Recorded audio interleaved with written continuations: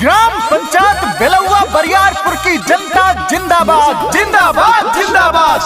सुख सागर सिंह जी जिंदाबाद जिंदाबाद जिंदाबाद। हो चुका आगाज, फिर से रण की तैयारी है।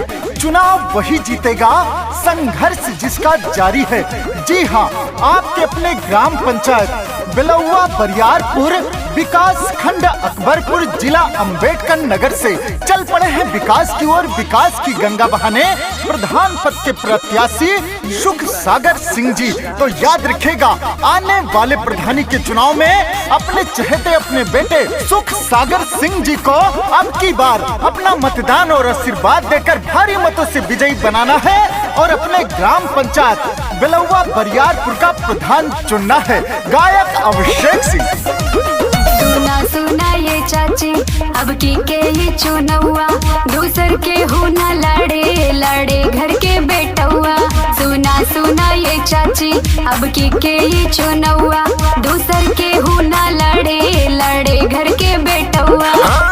जीत के चुनाव नया आराम करेंगे, सुख सागर भैया जी काम करेंगे, बेलौआ बरियारपुर का नाम करेंगे, सुख सागर भैया जी काम करेंगे। काम किया है काम करेंगे, जन जन का सम्मान करेंगे, झूठे वादे नहीं करेंगे। आपके अपने चहेते आपके बेटे सुख सागर सिंह जी 2000 से 2005 तक प्रधानी पद पर रहते हुए ग्राम पंचायत में बहुत से कार्य करने का काम किया, गांव को साफ सुथरा बनाने का काम किया, गरीबों को कृषि योग्य भूमि पट्टा दिलाने का काम किया। तो याद रखें, फिर से अपना आशीर्वाद और मतदान देकर अपने चहेते अपने बेटे सुख सागर सिंह जी को जिताइए और अपना प्रधान बनाइए। दुखिया गरीबों का है चहेता, सुख दुख में साथ रहे घर का है बेटा, सुख दुख में साथ रहे घर का है बेटा। पड़ जो मुसीबत हाथ सबका बटाते हैं, 24 घंटे भैया फोनवा उठाते हैं। दूर नहीं है अब वो दिन, जल्दी से आने वाला, दुख कट जाएगा सबका, खुशियों का हो बोलबाला। जीत के चुनाव नया आराम करेंगे, सुख सागर भैया जी काम करेंगे, बेलौआ बरियारपुर का नाम करेंगे, सुख सागर भैया जी काम करेंगे। सुख सागर सिंह जी 2 बार क्षेत्र पंचायत सदस्य भी रह चुके हैं। तो याद रखिए, सुख सागर सिंह जी ऐसे व्यक्ति हैं जो गांव के विकास की बात करते हैं, गांव के तरक्की की बात करते हैं, सबके सुख दुख में हमेशा खड़े रहते हैं, दिन रात सबकी सेवा करते हैं, जनता की मदद करते हैं। तो इसलिए मेरे मित्रों, एक चुने नेक चुने और अपना प्रधान उसी को चुने जो आप सबकी सुने। नाली खड़ंजा यार सीसी लगवाएंगे, जीतेंगे भैया विकास करवाएंगे, जीतेंगे भैया विकास करवाएंगे। जो भी कहते हैं भैया करके दिखाते, इसलिए गौआ के शेर कहाते।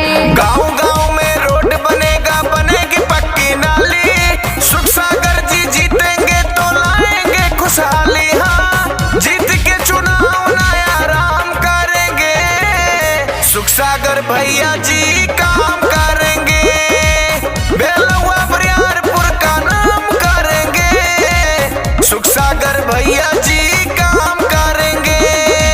अगर आपके चहेते आपके बेटे सुख सागर जी प्रधान बनेंगे तो आपके ग्राम पंचायत में हर गली में पक्की सड़क होगी, पक्की नाली होगी, गरीबों को आवास मिलेगा, विधवा विकलांग वृद्धा पेंशन पात्रित व्यक्तियों तक पहुंचेगा। सरकार द्वारा चलाई गई सभी योजना आपके अपने ग्राम पंचायत बेलौआ बरियारपुर में आएगी। तो याद रखिए, अब की बार अपनी चट्टानी एकता का परिचय देते हुए अपने सुख सागर सिंह जी को जिताइए और अपना प्रधान बनाइए।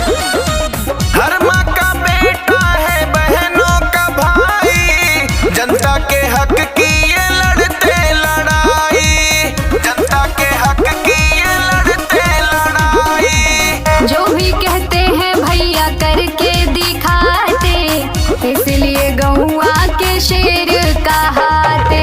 अभिषेक सिंह हाथ जोड़ के सबसे